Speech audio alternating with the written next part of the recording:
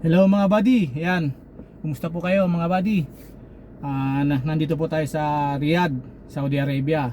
So ang topic po natin, nakita nyo naman po sa ating thumbnail kung magkano ang sahod ng isang family driver po dito sa Saudi. Nandito po tayo sa Riyadh, no? So nung pumunta po ako rito, ang basic salary ko lang po ay 1,500 plus 200 na food allowance. So bali 1,700 lang guys. Mandaking ngayon 200 real para sa ating pagkain. Napakamahal po ng mga pagkain dito. Very expensive po. So malaki po ang nagiging expenses natin sa ating pagkain. So bali yung salary po natin ay nagagalaw pa natin para ipandagdag sa ating pagkain. So kahit anong tipid nyo rito guys, magagalaw at magagalaw nyo pa rin ang inyong salary, ang inyong sahod. So pagdating ng isang buwan, siguro kung medyo matipid kayo, malaki yung matitirang sahod nyo. Pero kung kayo ay maluho sa pagkain, gusto nyo laging restaurant, roasted or mga kabsa-kabsa rito, so medyo kokonti lang yun maiwan na sahod nyo para sa ating ating salary para maipadala sa ating pamilya. So kapag kayo pumunta rito guys, dapat marunong kayong magluto para mas kokonti ang inyong expenses sa pagkain natin.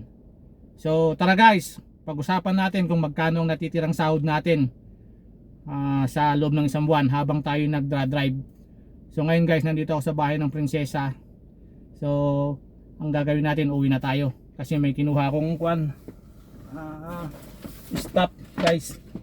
Ito, kinuha akong stop dito sa bahay ng prinsesa. So uwi na tayo guys. So pag-usapan natin habang nagmamaneho tayo guys kung magkano ang natitirang sahod natin sa isang buwan. So lipat ko lang po sa harapan ang ating camera para makita nyo po kung nasaan po tayo ngayon. Nandito po tayo sa Riyadh. So nasa Al Uruba Road tayo, exit 11. So ililipat ko muna guys, no? Okay, keep on watching guys. So yun guys, ito sa kabandang kaliwa, yan yung bahay ng prinsesa na pinagkuhanan ko ng gamit ng amo ko. Ayan, so uwi tayo sa bahay ng amo. Ihatid natin to. Ayan. So ganun lang guys mga buddy. Kung kayo pupunta rito, dapat marunong kayong magluto ng pagkain nyo, no? Para makatipid kayo sa magiging gastos natin sa pagkain, kasi napakamahal talaga guys ng dito. Expenses ng presyo ng mga pagkain, maging expenses mo rito. Ayan, so approaching tayo rito guys. Kailangan muna natin tumingin kaliwat kanan kung may paparating na sasakyan. Ganun lang guys. Ayan, turuan ko na rin kayo guys kung paano ang sistema ng dito pagmamaneho. Ayan, so makikita nyo naman guys. Ayan, mamaya diyan guys, napaka traffic. Ayan, nakikita ko na traffic na doon sa harapan guys. So ang natitira na lang pong sahod ko rito guys sa isang buwan ay halos yung 1,700 ko natitira na lang bali sa akin, kasama sa expenses ko ay mga nasa 900 real hanggang 800 real na lang guys. Kasi tulad nga ng sinabi ko guys, hindi ko naman tinitipid yung sarili ko sa pagkain. Gusto ko kumakain ako ng tama, in sapat, kasi nagtatrabaho naman tayo guys. Minsan napupuyat tayo, hindi naman daging wala tayong biyahe. Kalimitan guys, lagi tayong may biyahe. Ayan, so ito na guys yung sinasabi ko guys. So kailangan natin dito dahan-dahan. Ito, yung isa na to hindi pa makonto Tsaka dapat dito guys, marunong kang marunong kang mag bumper to bumper guys. Pagka ganitong oras guys ay napaka rush hour talaga, napaka traffic. Ayan. So ang natitira na lang talaga sa akin guys, sa totoo lang, hindi sa pagyayabang ay pagbibiro or ano man, nasa 900 na lang guys, 900, 800 ganun. Kasi yung pagkain dito guys talaga napakamahal.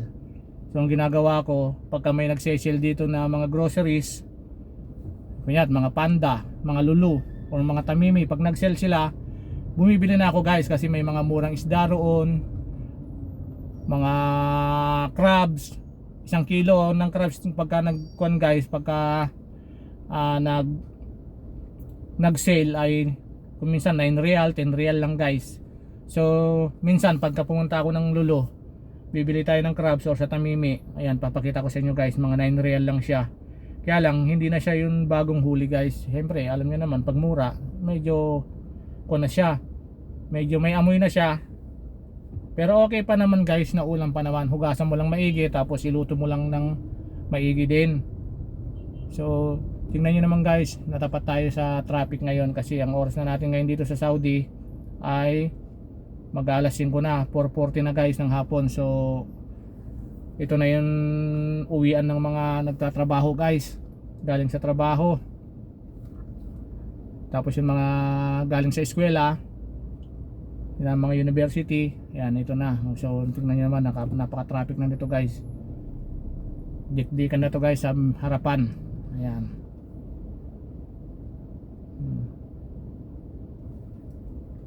Dapat dito guys, huwag kayong lipat ng lipat. Sunod lang kayo sa agos ng traffic para hindi kayo masagi or makabangga.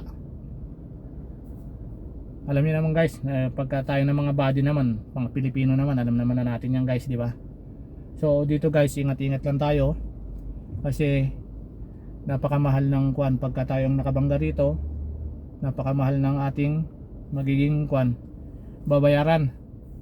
Ikakaltas sa ating sahod lahat yun guys. So kailangan mag-ingat kayo guys. Ayan. Sa awa naman ng Panginoon guys, mag 4 years na ako rito, malapit na ako umuwi.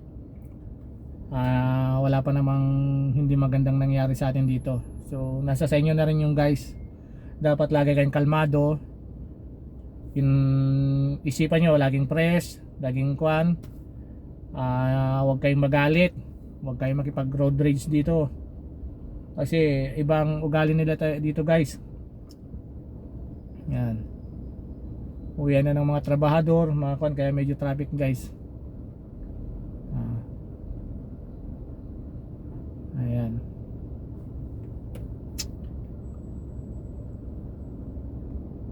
Yan yung mga kwan dito guys, napaka traffic. Halos ayaw nang gumalaw guys kasi may traffic light dyan sa harapan eh.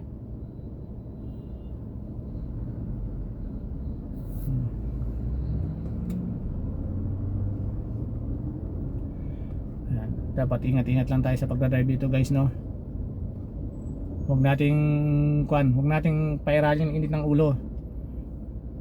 Dapat lagi tayong lagi tayong positive. Pagka may hindi na kaya, huwag nang pilitin guys, magbigay na lang. Yan tinatawag na give and take or giveaway.